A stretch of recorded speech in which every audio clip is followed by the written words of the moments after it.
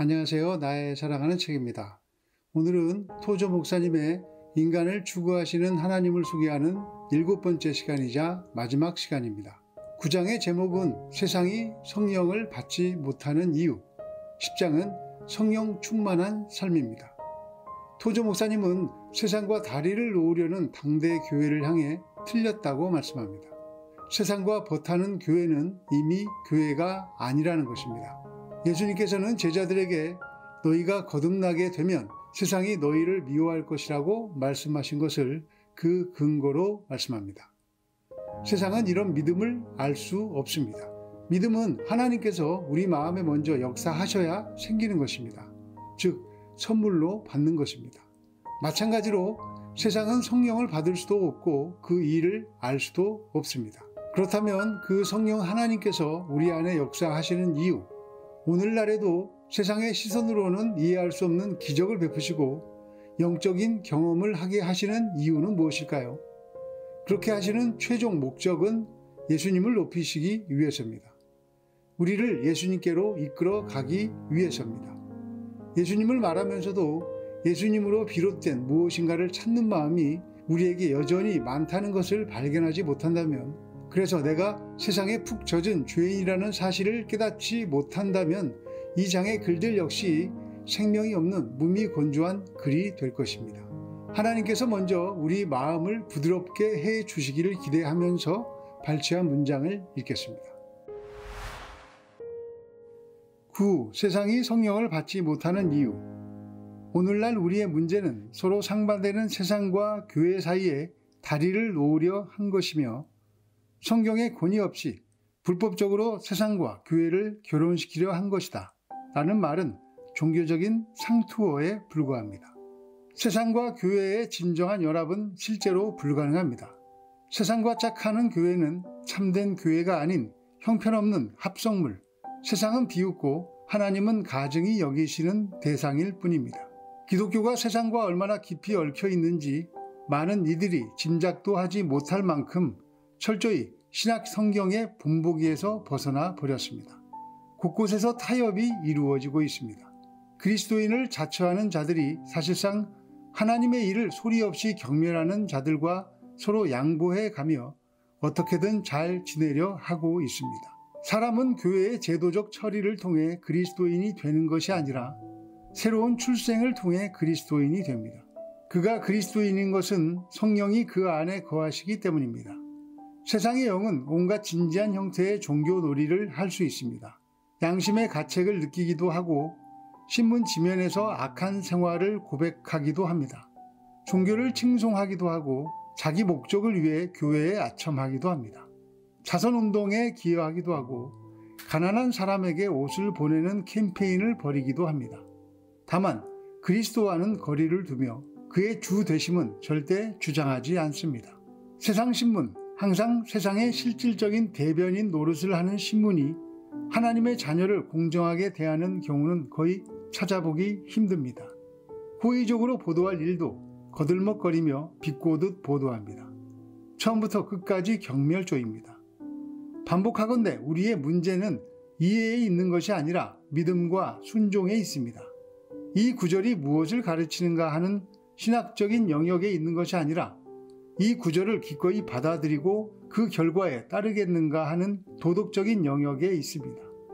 요컨대 십자가를 지고 피 흘림과 모욕을 감수할 수 있습니까? 그 옛날 바리새인들은 종교에 열성적으로 헌신했음에도 세상의 핵심에 속해 있었습니다. 종교를 구하기 위해 신앙을 침몰시켰습니다. 세상의 영은 얼마나 사나운지 하나님의 아들을 죽이기까지 쉬지 않았습니다. 산상설교는 새로워진 자들의 나라가 갖는 특징을 간략하게 보여줍니다. 이 나라의 참된 아들은 축복받은 가난한 자, 자기 죄를 애통해하고 의에 목마른 자입니다. 폭력으로 이 땅의 소유를 지키지 않고 기꺼이 내놓습니다.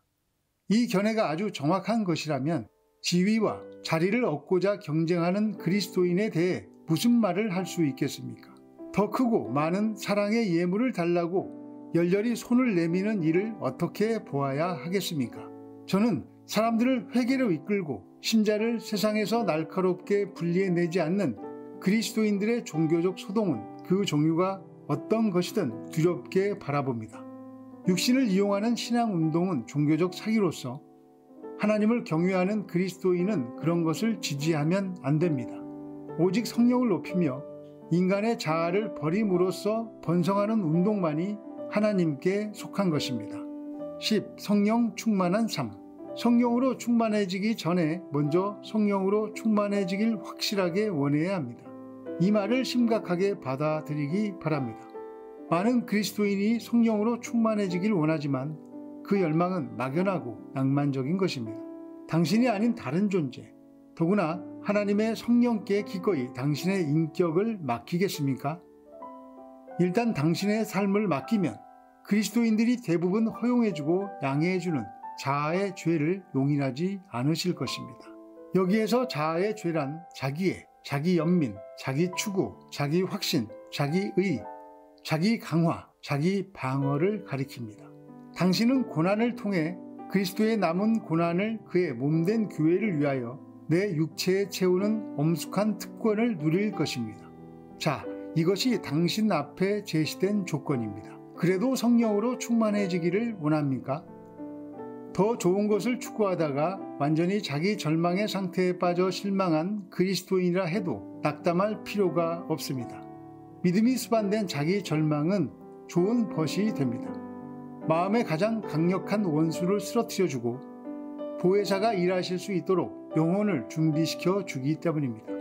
고난을 받는다고 우리가 갈망하는 기름 부음을 얻는 것이 아니며 영혼이 황폐해진다고 하나님께 더 사랑받거나 그의 은총을 더 받는 것이 아닙니다. 자아를 벗는 경험의 가치는 일시적인 삶의 관심사에서 벗어나 영원한 세계를 바라보게 하는 힘에 있습니다. 이 경험은 세속의 그릇을 비워 성령의 부으심을 준비시켜 줍니다. 성령으로 충만해지는 중대한 경험이 아무리 놀랍다 해도 더 큰 일을 향해 나아가는 한 가지 방편에 불과하다는 점을 기억해야 합니다. 더 큰 일이란 성령 안에 행하는 것입니다. 그 강력한 인격이 우리 안에 거하시면서 지도하시고 가르치시고 힘을 주시는 것입니다. 성령으로 충만하게 행하려면 물고기가 바다에 살듯 하나님의 말씀만에 살아야 합니다. 이것은 단순히 성경을 공부하라는 말이 아니며 성경 교리 강좌를 이수하라는 말도 아닙니다. 거룩한 말씀을 주야로 묵상하라는 것입니다. 밤낮으로 항상 말씀을 사랑하고 마음껏 먹고 소화시키라는 것입니다. 내주하시는 성령을 기쁘시게 하려면 우리의 모든 것을 그리스도께 집중시켜야 합니다. 성령의 현 사역은 그리스도를 높이시는 것입니다. 성령이 하시는 모든 일은 이 궁극적인 목적을 위한 것입니다. 하나님을 사랑하라. 이것이 가장 중요한 계명이라고 예수님께서 말씀하셨습니다. 새신자 때 저는 하나님께서 저를 사랑하시니까 그것이 너무 확실하니까 감격하고 감사하며 저의 과거의 죄 하나하나까지 생각해내며 돌이켰습니다. 시간이 지나면서 일상에서 죄들을 짓게 만드는 제 존재가 점점 선명하게 보였습니다. 하나님을 사랑하라는 계명은 점점 절망적인 말씀으로 다가왔습니다. 그리고 지금도 절망적입니다. 자석이 쇠에 붙는 것처럼 세상에 내 마음이 다 가버리는데 하나님을 가장 먼저 그것도 목숨을 다하고 정성을 다해 사랑하라니 저에게는 불가능한 그래서 절망적인 말씀처럼 들리는 것입니다. 그럼 제 믿음은 그냥 다 사라져 버린 것일까요? 아닙니다. 그리고 이 책에서 희망의 문장 하나를 발견합니다. 믿음이 있는 절망은 좋은 것이다. 하나님께서 일하실 수 있도록 우리 영혼을 준비시키기 때문이다. 나는 가망 없는 존재다. 그리고 하나님이 소망이시다. 이 둘이 만나는 지점은 믿음인 것 같습니다. 믿음을 선물 받는다는 것은 세상이 나를 미워해도 내가 하늘을 바라보며 살아갈 힘을 하늘로부터 공급받는다는 것과 같은 말씀인 것 같습니다. 무엇 하나 부족한 것 없으신 온전하시고 완벽하신 하나님께서 인간을 추구하신다는 것은 신비입니다. 그 신비가 믿겨지는 것은 믿음이고 그 믿음을 선물 받으면 은혜 안에서 살게 되는 것 같습니다. 세상에서 잘 되려는 마음, 인정받고 싶은 마음을 날마다 돌이켜 예수님만을 높이는 것이 삶의 목적이 되는 그리스도의 신부 되시기를 예수님의 이름으로 축복합니다. 감사합니다.